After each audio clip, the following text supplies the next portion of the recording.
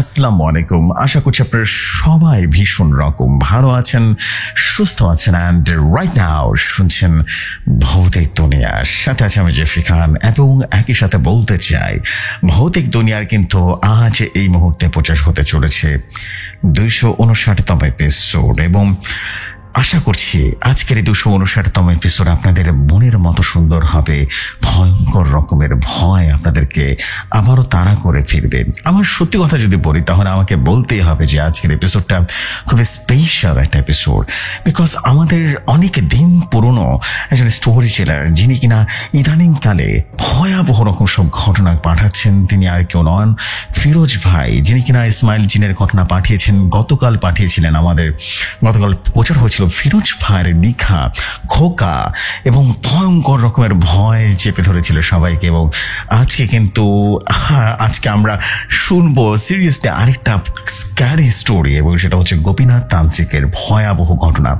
আমি বিশ্বাস করি যে ফিরোজ ভাই ধীরে ধীরে ভৌতিকতার একটা প্রাণ অংশ হয়ে গেছে। মানে ভৌতিকতার আরেকটা সুন্দর নাম হতে পারে ফিরোজ ভাইয়ের ভয়াবহ ঘটনা। একটা ঘটনা যেন ভয়ঙ্কর রকম সুন্দর হয়ে যায়, এবং একটার চেয়ে একটা অসাধারণ ঘটনা থেকেই যাচ্ছে। এবং আমি আশা করছি যে প্রতিটা স্টোরি আপনাদের মনের মতো সুন্দর হচ্ছে, এবং আমি আপনাদের ঘটনাগুলো শুনিয়ে নিজেই অনেক বেশি স্যাটিসফাইড ফিল করছি। আশা করছি আজকের স্টোরি আপনাদের কাছে ভালো লাগবে, এবং পুরোটা এপিসোড জুড়ে একটি মাত্র ঘটনা থাকছে। আশা করছি পুরো ঘটনাগুলো কেউ মিস করবেন না। ভয়াবহ রকমের ভয় আপনাকে আবারও আজকে দিতে চলেছি। আমি দেরি করবো না, চলে যাচ্ছি ঘটনায় যাওয়ার আগে প্রতিবারের মতো বলতে চাই, আপনারা যদি চান আপনারা ভৌতিক দুনিয়ার ঘটনা পাঠাতে পারেন। ঘটনা পাঠানো দুটি ওয়ে আছে, সেটা ইমেল আইডি হচ্ছে স্যাম, ইমেল আইডিটা হচ্ছে ভৌতিক দুনিয়া @gmail.com, হোয়াটসঅ্যাপ নাম্বারটা হচ্ছে 0409301111। অবশ্যই প্রথমে যেটা লিখতে হবে ভৌতিক দুনিয়ার ঘটনা, দিস ইজ ইট, এরপর ঘটনা লিখে পাঠাবেন। সো দিস ইজ ইট, আমি দেরি করবো না, চলে যাচ্ছি গোপীনাথ তান্ত্রিকের খুবই লোমহর্ষক এক ঘটনায়। আশা করছি পুরোটা ঘটনা জুড়ে আপনারা ভয়ঙ্কর রকমের একটা ভয় ফিল করতে পারবেন। চলুন দেরি না করে শুরু করি আজকের এপিসোড।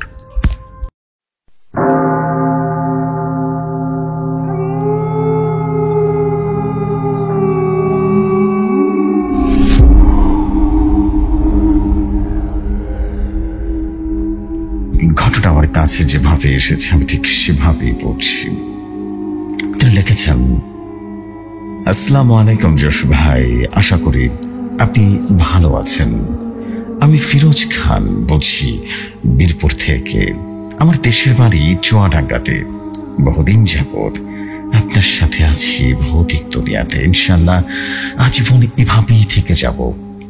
জসি ভাই, আমি মূলত এখন আমার দিনের 50% সময় দিচ্ছি আপনার ইউটিউব প্ল্যাটফর্ম ভৌতিক দুনিয়াতে। এর মূল কারণ কি জানেন? এর মূল কারণ এই ভৌতিক দুনিয়া আমাকে মানুষের কাছে পৌঁছে দিয়েছে। এত বেশি ভালোবাসার মানুষ পাবো এটা আমি ভাবতেও পারিনি, জানেন। আপনাকে অসংখ্য ধন্যবাদ আমার সবগুলো ঘটনা মনোমুগ্ধকর এক পরিবেশ সৃষ্টি করে শেয়ার করবার জন্য। আমার মতো এত ক্ষুদ্র মানুষকে এভাবে ভালোবাসা আঁকড়ে ধরবেন ভাবতেও পারেনি। ভালোবাসার আরেকটা নাম যেন ভৌতিক দুনিয়া হয়ে গেছে জসি ভাই। আজ একটা অদ্ভুত ঘটনা শোনাতে চলেছি। ঘটনাটা আমার এক মেসের ভাইয়ের মুখ থেকে শোনা ঘটনা। কোন এক সন্ধ্যার আকাশ অন্ধকারে যেন ঘনিয়ে আসছিল। চারপাশে বাতাসের এক ধরনের ভয়ঙ্কর অনুভূতি যেন ছড়িয়ে পড়ছিল। আমি আর আমার বন্ধু সোহেল বসে বসে গ্রামের এক পুরনো পরিত্যক্ত ঘরের বারান্দায় বসেছিলাম। আর সোহেলের চোখে এক ধরনের উদ্বেগের ছাপ ছিল। তার চেহারায় অজানা এক শঙ্কার ছায়া ছিল। হঠাৎ সে মৃদু স্বরেই বলতে শুরু করলো, তুই কি ভূতের গল্প শুনতে চাস নাকি? শুনেছি তুই নাকি অনেক ভূতের গল্প বলিস, আর গল্প শুনতেও নাকি অনেক বেশি ইন্টারেস্টেড হোস। এমনই ঘটনা শুনছিস তুই নাকি রীতিমতো গল্প কালেক্ট করার জন্য ফরিদপুর চলে যাচ্ছিস, এটা কি সত্য? আমি তখন বললাম, হ্যাঁ রে সত্যি, আমি ভৌতিক দুনিয়াতে ভাই পাগল হয়ে যাচ্ছি। এক একটা ঘটনা ওখানে পাঠানো মানে কি জানিস, জীবন্ত হয়ে যাওয়া ঘটনা। তখন সোহেল বলল, শোন, অনেকের ঘটনা তো শুনেছিস, আজ তোকে আমি এমন এক ঘটনা শোনাবো না যা শুধু ঘটনা নয়, আমাদের একটা গ্রামের প্রাচীন ইতিহাস। আমাদের গ্রামের নামটা উল্লেখ করবি না কিন্তু, আগে থেকে বলে যাচ্ছি। ঠিক আছে? তবে ঘটনা সত্য নাকি মিথ্যা আমি জানি না, বাট ওই যে বলে না, লোক মুখে প্রচলিত প্রাচীন ঘটনা, অনেক অনেক বছর আগের ঘটনা, বুঝলি? আমি একটু অবাক হয়ে পড়লাম। প্রাচীন ঘটনা বলিস কি? আবার গ্রামের প্রাচীন ঘটনা মানে? সোহেল তার মাথা নিচু করে চুপ করে থাকলো, তারপর ধীরে ধীরে বলা শুরু করলো। প্রেত সাধক, বুঝতে পারলি? প্রেত সাধক গোপীনাথ তান্ত্রিকের ঘটনা এটা। তুই শুনেছিস প্রেত সাধক গোপীনাথ তান্ত্রিকের নাম? হ্যাঁ, আমি মাথা নাড়িয়ে না বললাম। গোপীনাথ তান্ত্রিকের নাম আমি এই প্রথম শুনলাম। সোহেল আমার দিকে তাকিয়ে আবারও বলা শুরু করলো। সোহেল একটু থেমে চায়, চুমুক দিয়ে বলল, শোন তাহলে। গোপীনাথ তান্ত্রিক ছিল আমাদের গ্রামের এক ভয়াবহ, খুবই ভয়ঙ্কর এক প্রেত সাধক, বুঝলি? তার সাধনার জন্য পুরো গ্রামবাসী তাকে ভয় পেত।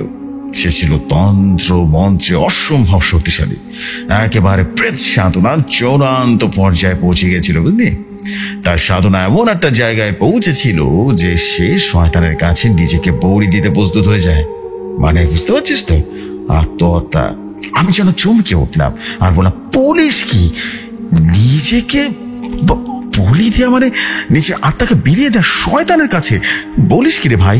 সোহেল তখন বললো, হ্যাঁ শোন তাহলে শুরু থেকে কি হয়েছিল, আর কে এই গোপীনাথ তান্ত্রিক, আর কেনই বা সে নিজেকে বলি দিয়েছিল শয়তানের কাছে। আমি বললাম, কি বলে শয়তানের কাছে বলি দেয়া? আর এটা কি সত্যি নাই? কি যে ভূত প্রেতের গল্প বলছিস না, বুঝতে পারছি না, এটা আসলে সত্যি? আমরা তো সব রূপকথার গল্পে, ওই বিভিন্ন ভৌতিক গল্পে পড়ে এসেছি। আজ শুনবো তোর কাছ থেকে বাস্তব ঘটনা, ভাবা যায়? বন্ধু বল না, পুরোপুরি ডিটেলে বলবি কিন্তু, ঠিক আছে? সোহেল তখন বললো, হ্যাঁ শোন তাহলে পুরো স্টোরিটা, বেশ ভালো লাগবে, বুঝলি? তাকে একটা কাজ কর, ওই যে বয়মটা আছে না, বয়ম থেকে একটু চানাচুর নিয়ে আয়। আমি চানাচুর নিয়ে আসলাম। এরপরে চানাচুরে চাবাতে চাবাতে দুই বন্ধু গল্পে যেন হারিয়ে গেলাম। সোহেল চানাচুর চাবাতে চাবাতে বলল, শোন, এই ঘটনাটা আজ থেকে প্রায় তা কত হবে, 100 বছর আগে তো হবেই, অনেক প্রাচীন ঘটনা। আগে বলেছি, এই গ্রামে এক প্রেত সাধক বাস করত। গ্রামে বলে ভুল হবে, গ্রামের মধ্যে একটা ঘন জঙ্গল ছিল। সেই জঙ্গলের ভেতরে এক বিশাল বড় জমি ছিল। লোক মুখে শোনা যায় সে জমিতে নাকি একটা সময় মানুষকে পোড়ানো হতো, মানে শ্মশান ঘাট ছিল যাকে বলে। আর একটা সময় সেখানে নাকি বিভিন্ন ধরনের মানে পুরনো আমলে বুঝে বলে না, রাজা প্রজারা, কালো জাদুকর, এসবদের শরীর দাহ করতে করতে ওই জায়গাটা এক সময় ভূত প্রেতে একেবারে ভরে যাবে, বিভিন্ন ধরনের ভৌতিক ঘটনা ঘটা শুরু হয়। আর যখন এরকম ঘটনা ঘটা শুরু হয়, তখন গ্রামবাসীদের মধ্যে সবাই ডিসিশন নেয় যে এই জায়গাটাতে আর লাশ দাহ করা যাবে না, কারণ এতে করে বিভিন্ন ধরনের সমস্যা হচ্ছে। তারা একটা সময় পরিত্যক্ত ঘোষণা করলো। একটা সময় সেখানে এতটা ভয়াবহ হয়ে যাচ্ছিল যে সেখানে কোনো মানুষের আসা যাওয়া ছিল না, দিনের বেলাও না, রাতের বেলাও না, কেননা পরিত্যক্ত জায়গায় মানুষ এমনিতেও যেতে অনেক বেশি ভয় পেত। আর এমনই এক ভয়াবহ পরিত্যক্ত জমিতে সুযোগ বুঝে আস্তানা করে ফেলে একটা প্রেত সাধক তান্ত্রিক। হ্যাঁ, পেশায় সে ছিল একজন তান্ত্রিক, নাম ছিল গোপীনাথ তান্ত্রিক। সে ছিল ভীষণ শক্তিশালী এক তান্ত্রিক, বুঝলি, যার সাধনা ছিল অশুভ শক্তির দিকে। ছোট থেকে গোপীনাথ তান্ত্রিকের মধ্যে ছিল অদ্ভুত এক আকর্ষণ। সে সব সময় চাইতো সেরাদেরও সেরা হবে, তান্ত্রিকদেরও তান্ত্রিক হবে। সে সব অদৃশ্য জগতের প্রতি তার প্রচুর পরিমাণে আকর্ষণ বাড়তে থাকে। সে রাতের অন্ধকারে গভীর জঙ্গলে গিয়ে প্রেত সাধনা করত। তার অবশ্য একটা গুরু ছিল প্রথমের দিকে, সেই মূলত তাকে উৎসাহ দিয়েছিল এই তান্ত্রিকতার জন্য, এবং বিভিন্নভাবে তাকে বিভিন্ন মন্ত্র শিখিয়ে দিয়েছিল।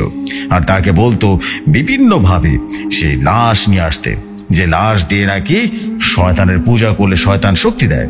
প্রথমে অবশ্য গোপীনাথ তান্ত্রিক বেশ ভয় পেত, তবুও তার গুরুর কথা অনুযায়ী সে এটা করতে রাজি হয়েছিল। গুরুকে বিভিন্নভাবে হেল্প করত। এবং তার উদ্দেশ্য ছিল শয়তানের শক্তি অর্জন করা। গুরু সেই শক্তির জন্য গোপীনাথকে ব্যবহার করত। গোপীনাথও তার তান্ত্রিকতা শেখার জন্য বিভিন্ন জায়গায় বিভিন্ন কবর খুঁড়ে লাশ বিভিন্ন ভাবে নিয়ে আসতো আর গুরুর কাছে দিত। গুরু বিভিন্ন কাজকর্ম করতো আর শয়তানকে হাজির করতো। এসব দেখতে দেখতে গোপীনাথ তান্ত্রিক চিন্তা করলো সে একটা ভয়াবহ তান্ত্রিক হয়ে যাবে। সে নিজে একটা সময় সবকিছু শিখে ফেললো সেই গুরুর কাছ থেকে। কিন্তু সে অতি লোভে পড়ে যায়। সে গুরুর কাছ থেকে সমস্ত তন্ত্র মন্ত্র শিখে একটা সময় গুরুকে একদম জবাই করে মেরে ফেলে। বুঝতে পারলি? একদম জবাই করে মেরে ফেলে। খুব বিভৎস মৃত্যু ছিল। এরপর সে তার গুরুকে মেরে, যেহেতু সে শিখে গেছে সবকিছু, পুরো মঞ্চ আয়ত্ত করে ফেলেছে, সে তার গুরুকে একেবারে জবাই করে হত্যা করে সে নিজে প্রতিপত্তি লাভ করার চেষ্টা করে। আর সমস্ত মন্ত্র সবকিছু সে ওই আস্তানায়, মানে সে পরিত্যক্ত আস্তানায় করত। সে রাতের অন্ধকারে গভীর জঙ্গলে গিয়ে ভয়ঙ্কর প্রেত সাধনায় মগ্ন থাকতো, বুঝলি? আর তার উদ্দেশ্য ছিল শয়তানের শক্তি অর্জন করা। তার এই ভয়ঙ্কর নেশা ছিল, আর তা হলো সারা রাত ধরে নতুন মরে যাওয়া লাশ কবর থেকে তুলে এনে সে মৃত লাশের সামনে বসে বসে মন্ত্র পড়া। শয়তান হাজির করতো, আর একটা সময় শয়তান হাজির হলে সে মৃত লাশের কলিজা তার হাতে বানানো একটা ছুরি দিয়ে কেটে একেবারে রক্ত বের করে সেই রক্ত আগে নিজে গিলতো এবং এরপর সে কলিজা বের করে শয়তানের সামনে তুলে দিত। বুঝতে পারছিস? একেবারে রাক্ষস হয়ে গেছিল। ওই যে বলে না যে মানুষ যখন খারাপ হয়ে যায় তখন সর্বশ্রেষ্ঠ খারাপ হয়ে যায় যখন শয়তানের পাল্লায় পড়ে। ওর বেলা তো এমনটা হয়েছিল। মানে মৃত মানুষের লাশ শয়তানের কাছে বলি দেয়া তার যেন একটা নেশা হয়ে গেছিল। আর সে ডেভিল বা শয়তান জিন তার ভোগতে খুব খুশি হয়ে যেত আর বিভিন্ন ধরনের খারাপ কাজ করার জন্য বিভিন্ন শক্তি প্রদান করত। আর ভয়ঙ্কর পিশাচ জিনকে তার গোলামি করার জন্য পাঠিয়ে দিত। বুঝলে? গোপীনাথ তান্ত্রিক খুব আনন্দে ছিল, কেননা সে চাইলে যে কোনো মানুষের উপরে বান মারতে পারত। এটা যেন এক প্রকার এক চুটকির বিষয় ছিল, কোনো বিষয় ছিল না। যে কোনো মানুষকে সে তার ভয়ঙ্কর কালো জাদুর বান দিয়ে অসুস্থ করে ফেলতে পারত। এমনও শোনা যায় সে নাকি চোখ দিয়ে যে কোনো মানুষের দিকে তাকিয়ে একটা ফু দেওয়ার সাথে সাথে সেই মানুষ নাকি একেবারে মুহূর্তে নাকি অজ্ঞান হয়ে যেত। এমনই কঠিন শক্তিশালী ছিল, বুঝলি? আমি এতটুকু শুনেই যেন হতভম্ব হয়ে গেলাম। সোহেল আবারও চানাচুর চাবাতে চাবাতে বলল, কিন্তু জানিস, গোপীনাথ তান্ত্রিকের চেহারা ধীরে ধীরে রাক্ষসের মতো হয়ে যাচ্ছিল। কেননা সে তো শয়তানের পূজা করত, তার চেহারাও সে শয়তানের মতো হয়ে যাবে এটাই তো স্বাভাবিক ছিল। তার চেহারাও যেন বিকৃত হওয়া শুরু করলো। ধীরে ধীরে তার মুখ লাল হয়ে থাকতো আর চোখ সব সময় লাল হয়ে থাকতো। চেহারাটা শয়তানের মতো হয়ে থাকতো। এমনকি তার কান রীতিমতো বড় হয়ে যাওয়া শুরু হলো। দাঁতগুলো না, ওই যে ভ্যাম্পায়ার দাঁত বলে না, ওরকম হয়ে যেত। সে বুঝতে পারতো না। কোনো একদিন আয়নার সামনে গিয়ে সে ভয় পেয়ে যায়, কি রে বাবা এরকম হয়ে গেল। কিন্তু সে আবার খুশিও হয়ে যায় যে তার ভিতরে শয়তান ভর করেছে, আর সে তো শয়তানের পূজারী। মানে এক প্রকার সে খুশি হয়েছিল তার এই চেহারা নিয়ে। তো যাই হোক, তার মুখ দিয়ে মারাত্মক ধরনের গোঙানির মতো আওয়াজ হতো। তার শরীরের রঙও ধীরে ধীরে কালো হয়ে যাওয়া শুরু হলো। ধীরে ধীরে গ্রামে গোপীনাথ তান্ত্রিকের কথা জানাজানি হয়ে যায়। এতদিন গোপীনাথ তান্ত্রিক গোপনে গোপনে সমস্ত লাশ চুরি করে এনে শয়তানের কাছে দেওয়া শুরু করেছিল। কিন্তু যখন গ্রামের মানুষ জানলো, গ্রামের সবাই রীতিমতো ভয় পাওয়া শুরু করলো। কারণ গোপীনাথ তান্ত্রিকের নির্দিষ্ট একাকী আর ভয়ঙ্কর, প্রচন্ড প্রতাপশালী, ভয়ঙ্কর শক্তিশালী তান্ত্রিক ছিল। এদিকে গোপীনাথ তান্ত্রিকের ব্যাপারটা ধীরে ধীরে জানাজানি হয়ে যাওয়ার কারণে সে চিন্তায় পড়ে যায়। কিন্তু এদিকে তান্ত্রিক কিন্তু ধীরে ধীরে আরো বেশি শক্তিশালী হওয়ার আশায় লোভী হয়ে ওঠে। কিন্তু ব্যাপারটা তখনই ঘটে যখন গ্রামের লোকজন গোপীনাথের আসল পরিচয়টা জেনে যায়। সে গভীর রাতে কবর করে শয়তানের কাছে লাশ বলি দেয়। আর ঠিক তখন থেকে গ্রামে কবরস্থান পাহারাদার যাওয়ার জন্য রীতিমতো লোক নিযুক্ত করা হলো। মানে বলে না যে যে মাতব্বররা ডিসিশন নিল যে যেহেতু গোপীনাথ তান্ত্রিক, তাকে তো মেরে ফেলা যাবে না, সে কোথায় থাকে তাকে খুঁজেও পাওয়া যায় না, কোন গভীর জঙ্গলে আস্তানা কেটে পড়ে থাকে। কিন্তু তাকে যদি কোনোভাবে উচ্ছেদ করা না যায় তাহলে অবশ্যই সমস্যা হয়ে যাবে, যেন কবরস্থানের পাহারাদার নিযুক্ত করা হলো।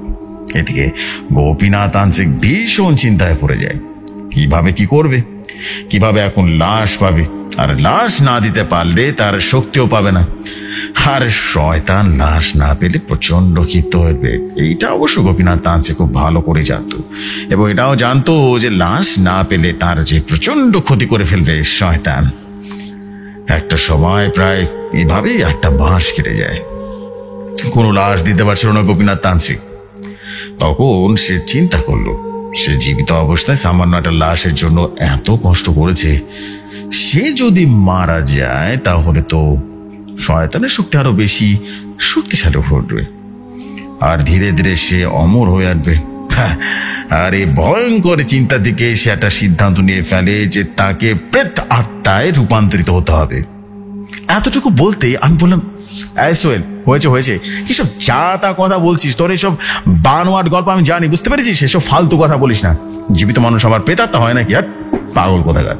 সোহেল বলল, আরে শোন বেটা, ঘটনা তো শুরুই করিনি, কেবল শুরু হয়, বুঝতে পারলি, শুনতে থাক কিভাবে মানুষ থেকে প্রেতাত্মা হয়েছিল, শুনবি না, শুনে গেলে গায়ের লোম দাঁড়িয়ে যাবে। এক কাজ কর, সিগারেটটাতে। আমি সিগারেটটা এগিয়ে দিলাম, ও সিগারেটটা ধরালো এবং ধরিয়ে বলা শুরু করলো। তো যাই হোক, শোন, যেখানে ছিলাম আর কি। তো এইভাবে প্রায় একটা মাস কেটে যায়, এবং একটা মাস কেটে যাওয়ার পর কোনো একটা দিন সে গোপীনাথ তান্ত্রিক এক গভীর প্রেত সাধনায় লিপ্ত হয়ে পড়ে। শয়তানের কাছে নিজেকে বলি দেওয়ার জন্য নিজেকে প্রস্তুত করে ফেলে, কারণ সে চিন্তা করেছিল সে সর্বশক্তিমান হবে, যেটাকে বলে না লোভে পাপ, পাপে মৃত্যু। তো যাই হোক, কোনো এক নির্জন রাতে গোপীনাথ তান্ত্রিক তার জীবনের শেষ প্রার্থনা করে শয়তানকে ডাকলো, কিন্তু শয়তান না সেদিন আর হাজির হচ্ছে না, বুঝলি। সে একটা সময় অনেকটা বাধ্য হয়ে নিজের শরীরের রক্ত দিয়ে অদ্ভুত এক মন্ত্র পাঠ করলো, যার ফলে প্রায় 2 ঘন্টা ডাকার পর সে ভয়ঙ্কর শয়তান মাটি ভেদ করে বিভৎস রক্তর আশায় রক্ত চাটতে চাটতে, মানে ওই যে রক্ত দিয়েছিল না মাটিতে, ওই মাটির রক্ত চাটতে চাটতে সেই ভয়াবহ শয়তান গোপীনাথ তান্ত্রিকের সামনে উপস্থিত হল। গ্রামের বৃদ্ধরা বলেছিল সেই রাতটা নাকি এতটাই ভয়ঙ্কর ছিল যে আকাশ যেন অগ্নিফুলিঙ্গ হয়েছিল, মানে বোঝা যাচ্ছিল ভয়াবহ কিছু ঘটছে এই পৃথিবীর বুকে। ওই গ্রামের সবাই রীতিমতো ওই রাতটা বেশ ভয়াবহ হয়েছিল, আর সেই রাতে শয়তান গোপীনাথ তান্ত্রিকের প্রার্থনা শুনে বেশ খুশি হয়ে যায়, আর তাকে ভয়ঙ্কর শক্তি প্রদান করার প্রতিশ্রুতি প্রদান করে।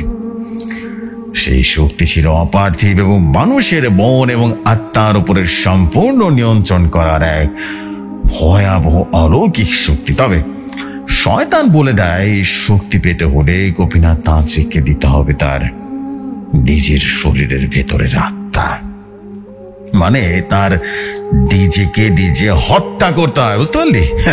এছাড়া আর কোনো উপায় নেই। গোপীনাথ তান্ত্রিক চিন্তায় পড়ে যায়, আর কি করবে, এই পৃথিবী ছেড়ে কি কেউ যেতে চায় রে বল, কেউ নিজ ইচ্ছায় নিজেকে শেষ করে নিতে চায়। গোপীনাথ তান্ত্রিক, ওই যে বললাম না, ওই দিন থেকে তার ভিতরে শয়তান ঢুকে পড়েছিল যেদিন সে নিজের গুরুকে হত্যা করেছিল। গোপীনাথ তান্ত্রিক চিন্তা করলো, বেঁচে থেকে লাভ কি, হ্যাঁ, তার তো অমরত্ব দরকার, আর অমরত্ব পেতে হলে তার আত্মা হতে হবে, প্রেতাত্মা হতে হবে, তাহলে সে অমর হতে পারবে, বিকজ এনার্জির কোনো মৃত্যু নেই। আর গোপীনাথ তান্ত্রিক বেশ 30 মিনিট ধরে চিন্তা করলো। একটা সময় হুট করে বলল, আমি রাজি আছি, কেননা সে তো অমরত্ব চেয়েছিল, আর মৃত্যুই তাকে দিতে পারে সে অমরত্ব, সে অলৌকিক শক্তি, যে শক্তি দিয়ে পুরো গ্রামবাসীর উপরে একেবারে নিজের প্রতাপ বা যেটাকে বলি নিজের শক্তি বজায় রাখতে পারবে। সেই রাতে বিশাল বড় এক রান্দা দিয়ে নিজের গলা নিজেই একেবারে একটা থাপ করে একটা পোঁচ লাগিয়ে দেয়, বুঝলি, আর নিজের গলা নিজেই কেটে হত্যা করে ফেলে নিজেকে এবং শয়তানের কাছে বড়ি দিয়ে দেয় গোপীনাথ তান্ত্রিক। আর এতে করে শয়তান প্রচুর পরিমাণে খুশি হয়ে যায়, বিভৎস এক হাসি দেয় আর মোটা কণ্ঠে বলতে থাকে,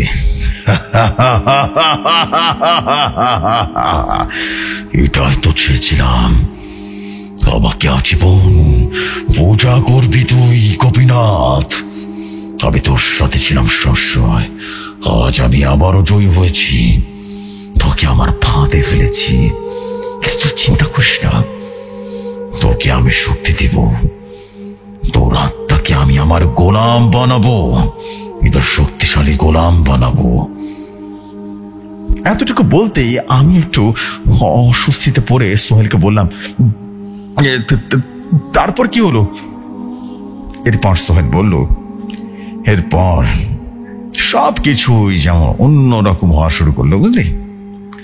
গোপীনাথ তান্ত্রিকের শরীরের মৃত্যু বরণ করে ফেলল, কিন্তু তার মৃত্যুর পরে তার কার ইঞ্জিন এক ভয়ঙ্কর প্রেতাত্মা হয়ে ফিরে আসে সেই গ্রামে। আর সে তখন আর মানুষ ছিল না, বুঝলি, এক ভয়ঙ্কর প্রেতাত্মায় রূপান্তরিত হয়ে যায়। আর প্রেতাত্মা, বুঝতে পারছিস তো, অলৌকিক শক্তিধর, তার আত্মা সারা গ্রাম জুড়ে ছড়িয়ে পড়তে শুরু করলো। গ্রামের নিরীহ মানুষগুলো একে একে তার শিকারে পরিণত হতে থাকলো। রাতে লোকজন তাদের ঘরে অদ্ভুত আওয়াজ শুনতে পেত। কারো ঘুম ভেঙে গেলে তারা দেখতো দরজার সামনে দাঁড়িয়ে আছে গোপীনাথ তান্ত্রিকের ভয়ঙ্কর কালো ছায়া। সবাই বুঝতে পারতো গোপীনাথ তান্ত্রিক আশেপাশে আছে, তাদের পুরো গ্রামকে গ্রাস করে নেওয়ার চিন্তা ভাবনা করছে। এতটুকু শুনতেই আমি যেন একটু নড়ে চড়ে বসলাম। এই ঘটনাটা যেন আমাকে অস্থির করে তুলেছিল।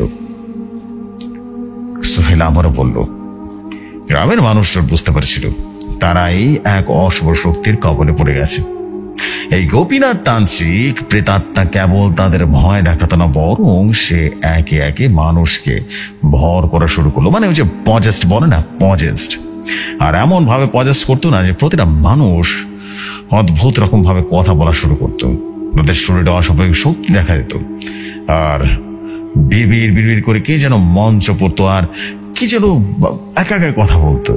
আর সবাই গ্রামের অনেক মানুষ রীতিমতো ওই গোপীনাথ তান্ত্রিকের মতো নিজের গলা নিজেই কেটে হত্যা করে। এবং সবচেয়ে বড় বিষয় কি, ওই গ্রামের প্রত্যেকটা মানুষের উপর সে প্রতিশোধ নিয়েছিল, এই জন্য যে তারা তাকে কবর থেকে মৃত লাশ উঠাতে দেয়নি। এই জন্য রেগে গিয়ে প্রত্যেকটা মানুষকে সে মারত আর মেরে মেরে শেষ করে দিত। এবং এমন ভাবে মারত যে সে নিজেই নিজের গলা কেটে আত্মহত্যা করত। সে মানুষগুলো বুঝতেও পারতো না যে তারা সুইসাইড করছে। মানুষ একটা সময় রাতের বেলা ঘুমাতে ভয় পেত, কারণ কখন যে বরুণের প্রেতাত্মা তাদের ঘরে ঢুকে পড়বে কেউ তো জানতো না। এভাবে প্রায় 4টা মাস কেটে গেল। এই 4 মাসে গ্রামে কমপক্ষে 150 মানুষের মৃত্যু তো ঘটেছিল।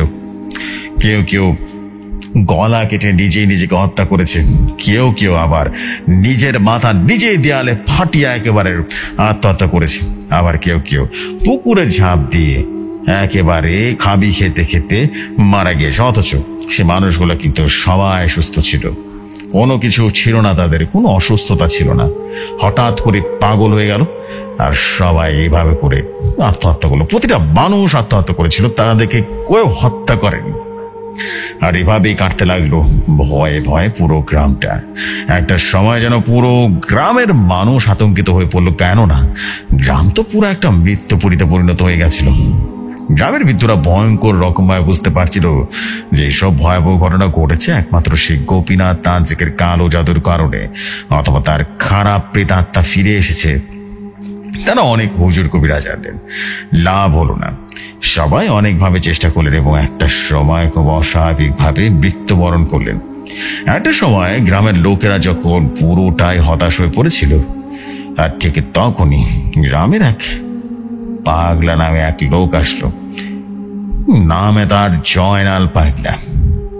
সে জয়নাল পাগলা কোথা থেকে আসছে বা কিভাবে আসছে সে কিছুই বলেনি। হঠাৎ করে আবির্ভাব হলো কোনো এক সকালবেলা, একেবারে গ্রামের যে উঠান বিশাল বড় মাঠ আছে সে মাঠে সে আবির্ভাব হলো। যেন খোদা তাআলা তাকে পাঠিয়েছিল। সেই জয়নাল পাগলা গ্রামের সাহায্যে চলে এগিয়ে আসলো, কিন্তু সবাই জানতো এই লোকটা কোনো সাধারণ পাগল লোক নয়। জয়নাল পাগলা মূলত একজন কবিরাজ ছিল। যদিও তার আচরণ একটু অদ্ভুত, তার হাতের জাদু এবং কবিরাজের শক্তি অনেকে দেখেছে, তাই মোটামুটি সবাই বুঝতে পারছিল যে এই জয়নাল পাগলা কিছু একটা করতে পারে। জয়নাল পাগলা দেখতে কেমন যেন ছিল, উস্কো খুস্কো, চুলগুলোর জট, আর একই সাথে সারাক্ষণ বসে বসে ঝিমতো, হাতে একটা লাঠি ছিল। হ্যাঁ, জয়নাল পাগলা ওই গোপীনাথ তান্ত্রিকের প্রেতাত্মার সম্পর্কে শুনে গ্রামের মানুষকে সাহস দিল আর বলল, সে ঘোষণা করলো, শোনেন শোনেন শোনেন, আমি সেই গোপীনাথের প্রেতাত্মা এই গ্রাম থেকে তাড়া দেওয়ার বই নিশ্চিত না, কিন্তু আমার কিছু প্রস্তুতি দরকার, আমার কিছু জিনিসপত্র লাগবে, আপনারা সেগুলো অবশ্যই জোগাড় করে এনে দিবেন। এই বলে সে একটা লিস্ট দিল, যে লিস্টে ছিল এক দামে কিছু যেগুলো বলে আগরবাতি, এরপরে কি মোমবাতি, এরপরে কিছু রুমাল, এক দামে 2টো ছাগল নিয়ে আসতে হবে, এরকম আরো কিছু বললো। এরপর জয়নাল পাগলা বলল, আমি আগামী অমাবস্যার রাতে আমি আমার কাজ শুরু করব, সবাই প্রস্তুতি নেবেন। আমি যখন আমার কাজ শুরু করব, কেউ গ্রামের সবাই ঘরের ভেতরে থাকবেন, কেউ ঘর থেকে বের হবেন না, যত কিছু হয়ে যাক না কেন। এরপর জয়নাল পাগলা কোনো এক অমাবস্যার রাতে তার কার্যক্রম শুরু করলো, প্রেতাত্মা হাজির করার কার্যক্রম। সে গ্রামের চারপাশে বিভিন্ন ধরনের মন্ত্র উচ্চারণ করলো আর প্রহরী বসালো। সেই রাত্রে অলৌকিক এক ঘটনা ঘটে গেছিল। হঠাৎ করে গ্রামবাসী লক্ষ্য করলো চিৎকারের আওয়াজ, বিকট চিৎকারের আওয়াজ, এতটা চিৎকার যেন সবার কানে তালা লেগে গেছিল। এরপর হঠাৎ করে বাতাস যেন ভারী হয়ে আসছিল, ঝড় বাদলা বৃষ্টি সব একসাথে নামলো। অথচ তখন এমন হওয়ার প্রশ্নই ওঠে না, যেন প্রতিটা গ্রামবাসী বুঝতে পারছিল কিছু একটা ভয়াবহ ঘটনা ঘটছে। আর এদিকে একদম মাঠের মাঝখানে বসে, মানে গ্রামের সে কেন্দ্রীয় মাঠের মাঝখানে বসে জয়নাল পাগলা তার সেই কার্যক্রম করছে। আর এদিকে সেই প্রেতাত্মা চিৎকার করছে আর বলছে, আমি আবারও আসবো, আমাকে শেষ করতে পারবি না, আমি অমর, আমার কোনো বিনাশ নেই। সে মোটা কণ্ঠে বারবার বলছিল, আমি আবারও আসবো জয়নাল, আজকে আমি চলে যাচ্ছি, কিন্তু আমি আবারও আসবো, কেননা আমার কোনো মৃত্যু নেই, আমি অনেক আগে নিজেকে বলে দিয়েছি, অমর হওয়ার জন্য আমার কোনো বিনাশ নেই, আমার কোনো বিনাশ ছিল না, অনেক বড় ভুল করে জয়নাল, আমি আবারও আসবো, এই গ্রামের প্রত্যেকটা মানুষকে আমি ধীরে ধীরে শেষ করব।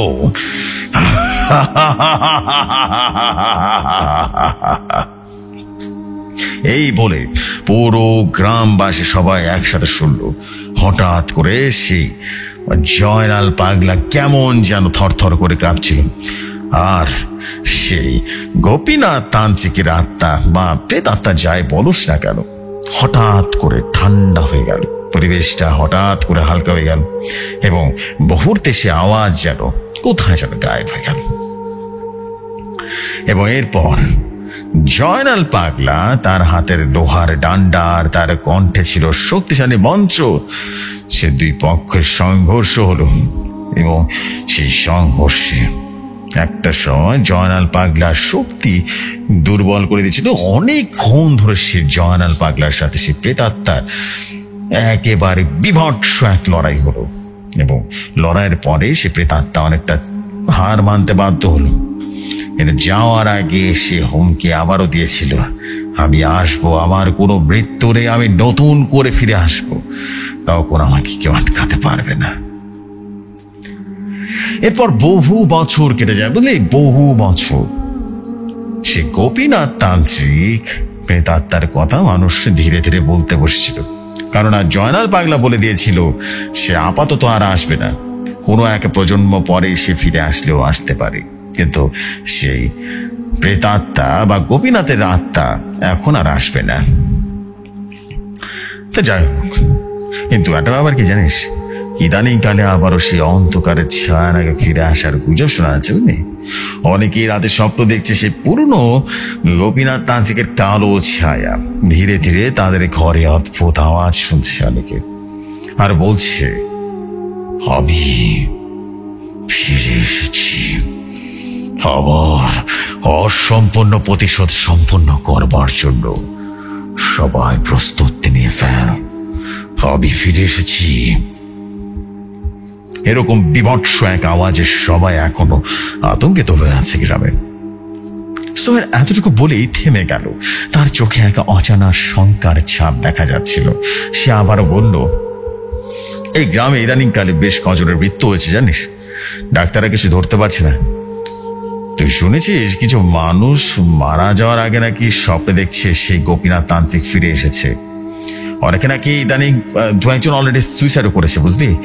সময় বেশ ভয় পেয়ে গেছে, প্রাচীন ঘটনার কথা মনে করছে বারবার। সেই গোপীনাথ তান্ত্রিক কি আবার ফিরে এলো কিনা, তাদেরকে একেবারে শেষ করে দেওয়ার জন্য কে জানে। আমি চুপ করে সোহেলের কথাগুলো শুনছিলাম। আমার হাত পা যেন কাঁপছিল, হয়তো একটা ভয় ছায়া যেন আমাকে আচ্ছন্ন করে ফেলেছিল। আমি জিজ্ঞেস করলাম, আচ্ছা তুই কি গেলা বিশ্বাস করিস? সোহেল একবার আমার দিকে তাকিয়ে মৃদু একটা হাসি দিয়ে বলল, শোন, বিশ্বাস না করলেও কিছু করার নেই। রাতে এখন গ্রামে ওই অদ্ভুত চাপা ভয় শাশুড়ি নেমে এসেছে। এটা কোনো ঘটনা নয়, এটা কোনো বানোয়াট ঘটনা নয়। আসলে সেই গোপীনাথ তান্ত্রিক নাকি কে, এটা তো আমি জানি না। আমারও জন্মের আরো বহু বছর আগের ঘটনা এগুলা। সেটা নাকি আসলে ফিরে আসছে। জানি না এটা আসলে কতটুকু সত্য, বুঝলি? বাট মানুষ তো ওই যে বলে, বৃদ্ধরা বলতেছে আসছে আসছে আসছে, সন্ধ্যার পরে কেউ ঘর থেকে বের হয় না, আলো নিভে গিয়ে পুরো অন্ধকার হয়ে যায়, বুঝতে পারলি? অবস্থা কিন্তু ভালো না, সাবধানে থাকতে বলতেছে আমারে। কদিন আগে, দুদিন আগে কাকা আমার ফোন দিছিল, বললো যে গোপীনাথের সে আত্মা নাকি আবার ফিরে আসতেছে। আমি তো বুঝি নাই কোন গোপীনাথ, ওরে আমার কাকা সমস্ত ঘটনা আমার খুলে বললো, আর এটা এখন তোরে খুলে বললাম, বুঝলিস ফিরোজ? সোহেলের কথা শুনে আমার মাথায় এক অজানা শঙ্কা যেন ভর করলো। হয়তো সত্যি গোপীনাথের প্রেতাত্মা ফিরে এসেছে, হয়তো গ্রামের শান্তি আবারও ভাঙতে চলেছে। সেদিন রাতে ঘুমাতে যাওয়ার সময় আমি বারবার সোহেলের কথাগুলো মনে করতে লাগলাম। রাত গভীর হলে জানালার পাশে এক অদ্ভুত ছায়া যেন দেখতে পেলাম। মনে হলো এটা কি গোপীনাথের আত্মা যে আমারও ফিরে এসেছে। সো জেফরি ভাই, এই ছিল আজকের ঘটনা। আশা করছি ঘটনাটি ভালো লাগবে, আপনি আপনার দরাজ কণ্ঠে পড়ে শোনাবেন। জানি না ঘটনাটা কতটুকু সত্য, কিন্তু আমাকেও বলেছে ঘটনা নাকি সে নিজেও জানে না কতটুকু সত্য। তাই আমি বলতে পারছি না যে এটা 100% রিয়েল স্টোরি, বাট হ্যাঁ অবশ্যই ইউনিক স্টোরি তো বটেই। আশা করছি আপনাদের সবার কাছে ভালো লেগেছে, ভালো লাগবে। আপনারা ডেফিনেটলি কমেন্ট করে জানাবেন। এটাই একমাত্র চাওয়া, এটাই একমাত্র আকাঙ্ক্ষা থাকবে। আসসালামু আলাইকুম জেসু ভাই, ভালো থাকবেন। আমি ফিরোজ খান বলছি মিরপুর থেকে, আমার বাড়ি চুয়াডাঙ্গাতে। আসসালামু আলাইকুম, ভালো থাকবেন আপনি।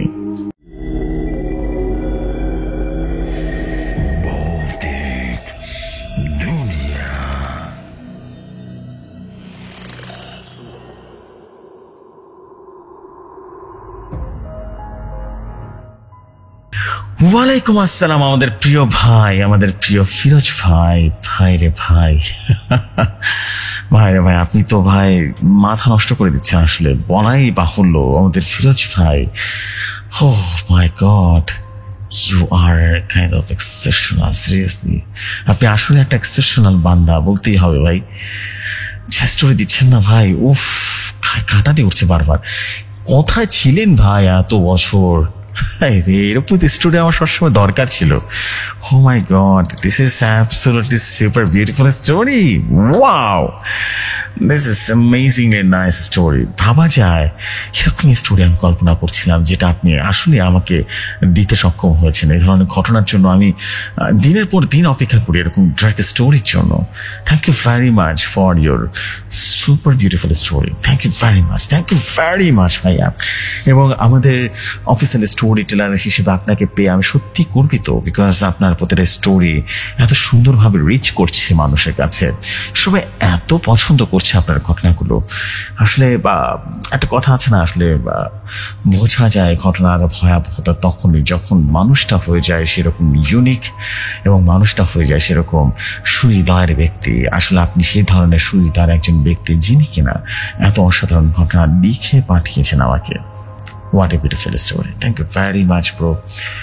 আশা করছি আপনাদের সবার কাছে আজকের এপিসোড অনেক অনেক বেশি ভালো লেগেছে, আর আপনাদের কাছে ভালো লাগবে আমি বিলিভ করি যে আপনাদের সবার কাছে ঘটনাগুলো আরো বেশি ইউনিক হয়ে যাবে।